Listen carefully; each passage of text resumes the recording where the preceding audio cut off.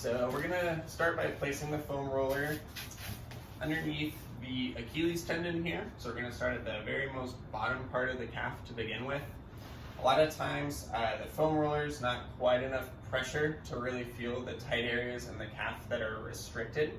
So we're gonna cross this other leg over to apply some additional pressure.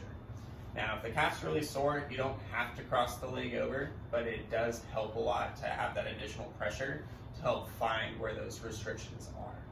So I'm applying pressure down with my top leg here, and then I'm going to start to slide and kind of scoot down, just searching for wherever the calf feels the most tight.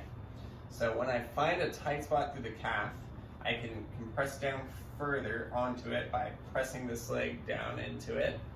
And then I can do some contract relax first by pointing my toes down. So I'll move this leg so you can see. I'm going to point my toes down, so that's going to contract the muscles in the calf here. I can hold that for 5 seconds, relax, and then as I relax, add more pressure on with this leg. So again, pressing down, holding for 5 seconds, relaxing, trying to add more pressure.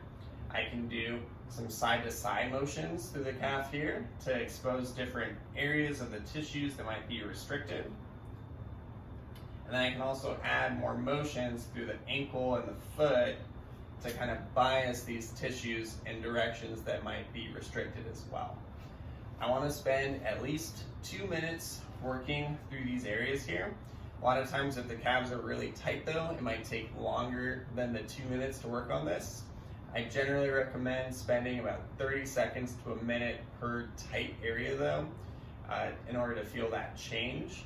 But if you're having a lot of pain still with it and you've been working on it for about a minute or so and it's not really changing a lot, just move on to the next area, and you'll find that as you work through the entire calf, a lot of times you'll come back to that area and then it actually feels better just as you remove some of the restrictions through other parts of the calf.